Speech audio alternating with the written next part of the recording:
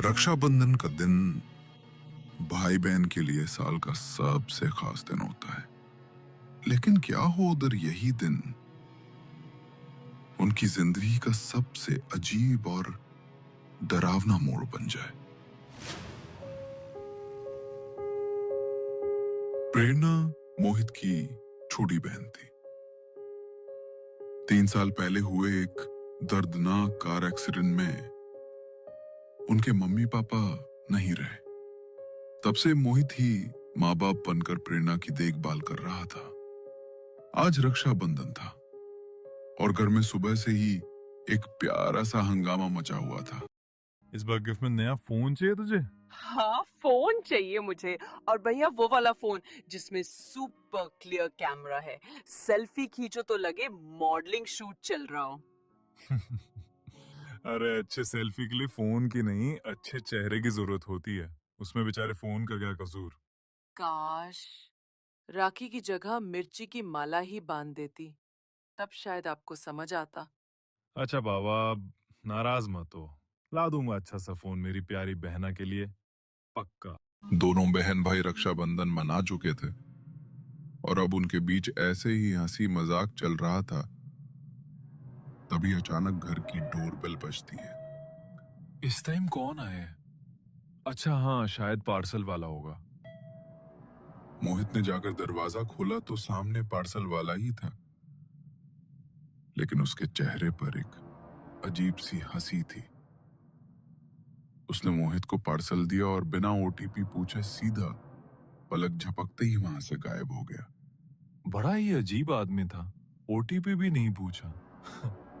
खैर बाद में खुद ही फोन करेगा। क्या है इस पार्सल में भैया? अरे तूने बोला था ना तुझे वो हॉरर स्टोरीज वाली बुक चाहिए, बस वो ही मंगाई है। थैंक यू भैया, लाओ दिखाओ।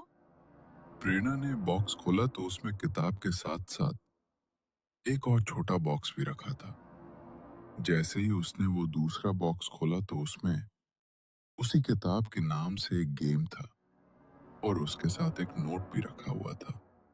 प्रेरणा ने वो नोट निकाला और पढ़ने लगी। आप हमारे पहले कस्टमर्स हैं और इसलिए ये स्पेशल हॉरर गेम सिर्फ आपके लिए है। आत्माओं से बात करने का शौक है तो एक बार इसे जरूर आजमाइए, पर याद रखिए, अगर ये खेल खुल गया तो जो आत्मा आएगी वो सिर्फ खेलने नहीं, रहने भी आ सकती है।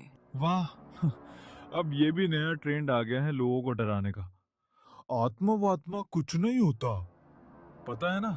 ऐसे कितनी फालतू गेम्स खेले हैं कॉलेज में, सब ड्रामा होता है बस। हाँ, पर भैया इस वाले गेम में कुछ तो अजीब है। मतलब देखने से ही कुछ अनकंफर्टेबल लग रहा है। मुझे तो लग रहा है इसे डस्टबिन में फेंक देना चाहिए। ओहो, तो इसका मतलब मैडम डर गई? नहीं तो किसने बोला मैं डर गई? मैं क्यों डरूंगी भला? बस मुझे अजीब लगा इसलिए कहा। ठीक है, तो फिर एक काम करते हैं, अगर तू नहीं डरी है तो आज रात हम दोनों साथ में ये गेम खेलते हैं। प्रेरणा का वो गेम खेलने का बिल्कुल भी मन नहीं था, लेकिन अपने भाई के बार बार कहने पर वो रात को उसके साथ वो गेम खेलने के लिए बैठ गई। मोहित ने कमरे की लाइट्स बंद कर दी और 4 कैंडल जलाकर कमरे के चारों कोनों में रख दी। फिर गेम को बीच में रखकर दोनों आमने सामने बैठ गए। देख, सबसे पहले हमें इस बोर्ड पर ये सिक्का घुमाना है और उसके बाद बोलना है, अगर कोई आत्मा यहाँ है तो हमारे सामने आए, और फिर 3 बार ताली बजानी है। बस इतना ही करना है। रहने देते हैं ना भैया, मुझे ये सब बिल्कुल भी अच्छा नहीं लग रहा। सच में मुझे बहुत अजीब सा महसूस हो रहा है। अरे पगली, कुछ नहीं होगा, मैं हूं ना तेरे साथ। मेरे रहते तुझे कुछ हो सकता है क्या? तू बस मेरे ऊपर भरोसा रख, चल ट्राई करते हैं। मोहित और प्रेरणा ने बोर्ड पर रखे सिक्के पर हाथ रखा। धीरे धीरे सिक्के को गोल घुमाया और फिर उसे बोर्ड के बीच में रख दिया। इसके बाद दोनों ने एक साथ कहा, अगर इस कमरे में कोई आत्मा मौजूद है तो हमें अपने यहाँ होने का एहसास कराओ। ये सवाल पूछकर दोनों ने 3 बार ताली बजाई। कमरे में कुछ पल के लिए सन्नाटा छा गया। कोई हलचल नहीं, कोई आवाज नहीं, सब कुछ वैसा ही शांत था। लेकिन तभी मोहित जोर जोर से हंसने लगा। भैया, आप इस तरह हंस क्यों रहे हो? आपको आपको कुछ हो तो नहीं गया भैया? अरे यार, तू कितनी बड़ी डरपोक है। तेरा चेहरा देखकर तो मेरी हंसी रुक ही नहीं रही। कुछ नहीं है इस गेम में, कोई आत्मा वात्मा नहीं आती, सब फालतू का टाइम पास है। चल बंद कर इसे अब। मोहित ने गेम बोर्ड से सिक्का उठाया और बोर्ड को फोल्ड करके बिस्तर पर रख दिया। लेकिन जैसे ही वो दोनों पीछे मुड़े, वो बोर्ड अपने आप फिर से जमीन पर उसी तरह खुला हुआ रखा था। तभी उनके कानों में कुछ अजीब सी आवाज पड़ी और जब उन्होंने धीरे से पीछे मुड़कर देखा तो बोर्ड अब बिस्तर पर नहीं था, बल्कि जमीन पर खुला हुआ रखा था और उसके ऊपर वही सिक्का भी रखा हुआ था। भैया, अभी तो आपने ये बोर्ड फोल्ड करके बेड पर रखा था, तो ये नीचे कैसे आ गया? और ये तो बिल्कुल उसी जगह पर वैसे ही रखा है जैसे पहले था। देखिए, आप मेरे साथ कोई मजाक तो नहीं कर रहे ना? नहीं प्रेरणा, मैंने कुछ भी नहीं किया। मुझे खुद भी समझ नहीं आ रहा है ये सब कैसे हो रहा है। अब वो दोनों बुरी तरह घबरा चुके थे। तभी अचानक कमरे का दरवाजा अपने आप बंद हो गया और कमरे में एक अजीब सी ठंडक फैल गई। खिड़कियां अपने आप खुल गई और बहुत तेज हवा चलने लगी। लेकिन इतनी जोरदार हवा के बावजूद कमरे के चारों कोनों में रखी मोमबत्तियां बुझी नहीं। भैया, मुझे बहुत डर लग रहा है। प्लीज इस रूम से बाहर चलते हैं ना? हाँ छोटी, डर मत। मैं दरवाजा खोलने की कोशिश करता हूँ। वो दोनों भागते हुए दरवाजे की तरफ गए, लेकिन लाख कोशिशों के बाद भी दरवाजा खुलने का नाम नहीं ले रहा था और कमरे में फैल रही वो ठंडक अब और भी ज्यादा बढ़ती जा रही थी। तभी उनके कानों में एक अजीब सी आवाज पड़ी, जैसे कोई कमरे में बहुत जोर जोर से सांसें ले रहा हो। उन्होंने हिम्मत करके पीछे मुड़कर देखा, लेकिन वहां कोई नहीं था। तभी मोहित का शरीर जोर जोर से कांपने लगा। वो अचानक हवा में उठा और सीधा सामने की दीवार पर जाकर टकराया। उसके सिर पर जोर से चोट लगी और खून बहने लगा। भैया, भैया, ये सब क्या हो रहा है? आपके सिर से तो खून बह रहा है। हमें हमें ये गेम नहीं खेलना चाहिए था भैया। मोहित इस हालत में नहीं था कि कुछ बोल सके। प्रेरणा जल्दी से अपनी अलमारी की तरफ भागी, एक कपड़ा निकाला और मोहित के सर से खून पोंछकर उसके माथे पर वो कपड़ा कसकर बांध दिया। धीरे धीरे कमरे में छाई हुई ठंडक थोड़ी कम हुई और तेज चलने वाली हवाएं भी अब शांत होने लगी। उन्हें लगा शायद सब कुछ अब ठीक हो गया है, लेकिन तभी उन्हें वहां किसी के कदमों की धीमी आहट सुनाई दी। भैया, ऐसा लग रहा है कि अभी भी हमारे अलावा कोई और मौजूद है। शायद हमें वो गेम दोबारा खेलकर ये बोलना चाहिए कि जो भी आत्मा यहाँ है, प्लीज यहाँ से चली जाए। तुम ठीक कह रही हो प्रेरणा। हमने ये गेम खेल के बहुत बड़ी गलती कर दी, लेकिन अब जब इसे शुरू कर ही दिया है तो इसे खत्म भी हमें ही करना होगा। दोनों ने फिर से वो गेम बोर्ड उठाया, बोर्ड के ऊपर रखे सिक्के पर हाथ रखा और उसे धीरे धीरे गोल घुमाया। हम जानते हैं कि हमारे पास यहाँ कोई आत्मा मौजूद है, लेकिन हम अब इस खेल को खत्म करना चाहते हैं। जो भी आत्मा इस जगह पे, कृपया यहाँ से चली जाओ। हमारा इरादा तुम्हें परेशान करने का नहीं था, कुछ देर के लिए सब कुछ बिल्कुल शांत हो गया, लेकिन थोड़ी देर बाद बोर्ड पर रखा वो सिक्का तेजी से गोल गोल घूमने लगा। कमरे में फिर से वो ठंडक बढ़ने लगी। इससे पहले कि वो कुछ समझ पाते, अचानक खुद ब खुद कमरे का दरवाजा खुला। पीछे से कसकर किसी ने मोहित के बालों को पकड़ा और उसे घसीटते हुए कमरे से बाहर ले गया। मोहित जोर जोर से घसीटता चला जा रहा था और प्रेरणा उसके पीछे पीछे भाग रही थी। भैया, भैया, अचानक घसीटते घसीटते मोहित घर के दूसरे कमरे के बाहर जाकर रुका, लेकिन मानो जैसे उसे किसी ने हवा में उठाया। कुछ देर बाद मोहित के पैर जमीन पर आकर टिके, लेकिन जैसे तो वो अपने होश में नहीं था। उसने अपना सर कमरे के दरवाजे में मारना शुरू किया। उसके सर पर पहले ही चोट लगी थी और प्रेरणा ने उसके सर पर जो कपड़ा बांधा था वो भी अब खून से भर चुका था। मोहित की ऐसी हालत देखकर प्रेरणा को कुछ भी समझ नहीं आ रहा था। वो डरते हुए उसके पास गई। उसने मोहित को रोकने की बहुत कोशिश की। भैया, आपको क्या हो गया भैया? प्लीज ऐसा मत कीजिए, आपको कुछ हो जाएगा। मोहित अचानक रुका। प्रेरणा अपने स्कार्फ से उसके माथे से निकला खून साफ करने लगी। तभी मोहित ने अपने माथे से उसका हाथ हटाया और बड़ी ही भयानक मुस्कुराहट के साथ उसे देखने लगा। उसने उसकी गर्दन पकड़ी और उसे दूर फेंक दिया।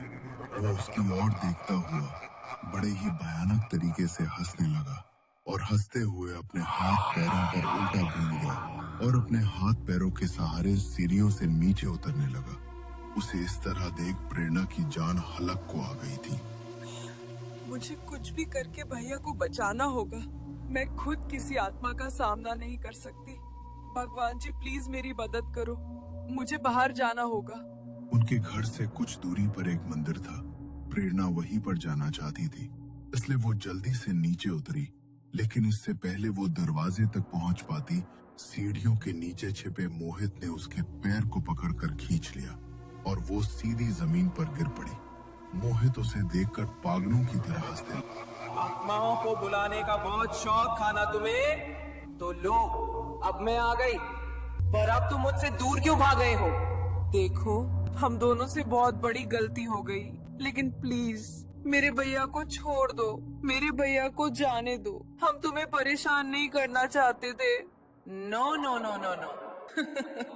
तुम मुझे बुला सकते हो अपनी मर्जी से, लेकिन जाऊंगी तो मैं खुद अपनी मर्जी से, और वो भी तुम दोनों को लेकर। मैं बिल्कुल अकेली हूँ, मेरे साथ कोई है ही नहीं, इसलिए मुझे तुम्हारी आत्मा चाहिए, हमेशा हमेशा के लिए। नहीं नहीं, मैं अपने भैया को कुछ नहीं होने दूंगी। उसकी बात सुनकर मोहित जोर जोर से भयानक आवाज में हंसने लगा। उसने अपने हाथ की हड्डी को मरोड़ा और पूरे घर में उसकी हड्डियों के चटकने की आवाज गूंज उठी। दर्द के मारे वो जोर जोर से चिल्ला रहा था और जैसे ही प्रेरणा उसके पास जा रही थी, वैसे ही वो खुद को और ज्यादा दर्द पहुंचा रहा था। प्लीज ऐसा मत करो, मेरे भैया को छोड़ दो, उन्हें बहुत दर्द हो रहा है। लगता है तुझे अपने भाई को दर्द में देखकर कुछ ज्यादा ही तकलीफ हो रही है।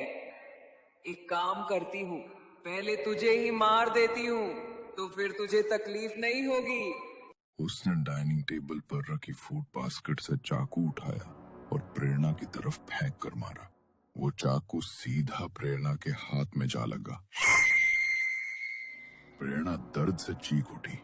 मोहित तेजी से उसकी तरफ भागा और उसके हाथ से चाकू खींच लिया और उसी चाकू को उसकी हथेली में घोंप दिया।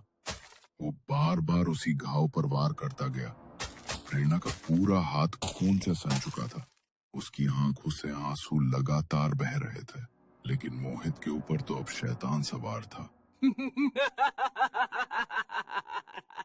दर्द हो रहा है? कोई बात नहीं, थोड़ी देर में सब खत्म हो जाएगा, क्योंकि मरने के बाद कोई दर्द नहीं होता। प्रेरणा ने पूरी हिम्मत जुटाकर चाकू अपनी हथेली से निकाला, लेकिन मोहित ने उसी वक्त चाकू दोबारा उठा लिया, पर इस बार उसने प्रेरणा पर वार नहीं किया। उसने अपनी ही कलाई पर चीरे लगाने शुरू कर दिए। खून टपकता हुआ जमीन पर गिरने लगा। प्लीज मेरे भैया के साथ ऐसा मत करो, प्लीज ऐसा मत करो। प्रेरणा जोर जोर से रोती रही। मोहित अपने ही शरीर को जख्मी करता हुआ वहां से दूसरी ओर भाग गया। आज रक्षाबंधन का दिन था और इस दिन अपने भाई की ये हालत देखकर प्रेरणा का दिल जैसे अंदर ही अंदर फट गया। उसी पल उसके दिमाग में एक बात कौंधी। जरूर इसका सलूशन उसी नोट में लिखा होगा जिसमें गेम की इंस्ट्रक्शंस थी। मुझे वो पेज ढूंढना होगा। प्रेरणा दौड़ती हुई ऊपर गई। उसके हाथ से टपकता हुआ खून पूरी सीढ़ियों पर फैल गया था। उसी कमरे में पहुंची जहां वो गेम खेल रहे थे। गेम का बोर्ड अब भी जमीन पर रखा था। चारों कोनों में मोमबत्तियां जल रही थी, लेकिन वो नोट वहां नहीं था। वो हर जगह देखने लगी। तभी बिस्तर के नीचे कुछ दिखाई दिया, मिल गया। लेकिन जैसे ही उसने उस पन्ने को पढ़ा, उसके चेहरे की उम्मीद सिहरन में बदल गई। ओह नो, इसमें तो कोई सलूशन लिखा ही नहीं है। यहाँ तो साफ साफ लिखा है, एक बार अगर कोई आत्मा इस गेम से आ जाए तो उसे वापस भेजने का कोई तरीका नहीं है। गॉड, प्लीज मेरे भैया को बचा लो। मैं अपने भैया को नहीं खोना चाहती। प्रेरणा भगवान से प्रार्थना करती हुई जोर जोर से रोने लगी, लेकिन तभी उसे कुछ गिरने की आवाज आई, जैसे कुछ बहुत तेज आवाज के साथ गिरा हो। वो कमरे के बाहर की तरफ भागी और उसने देखा कि मोहित सीढ़ियों से नीचे गिरा हुआ है। वो नीचे गई तो मोहित के अंदर कोई हलचल नहीं हो रही थी। उसने मोहित को सहलाया, लेकिन मोहित का पूरा शरीर खून सा सुना हुआ था और वो पूरी तरह ठंडा पड़ चुका था। प्रेरणा ने उसकी सांसें देखी तो वो भी रुक चुकी थी। नहीं नहीं, मेरे भैया को कुछ नहीं हो सकता। बोलो ना भैया, आपको कुछ नहीं हुआ? आप ठीक हो ना भैया? प्लीज बोलो भैया। प्रेरणा अपनी गोद में अपने भाई का सिर रखे रो रही थी। उसकी जिंदगी में उसके भैया के अलावा कोई नहीं था। सुबह ही उसने उसके साथ रक्षाबंधन मनाया था, लेकिन अब वही भाई उसे हमेशा के लिए छोड़ चुका था। वो खुद को संभाल नहीं पा रही थी। उसका पूरा शरीर कांप रहा था।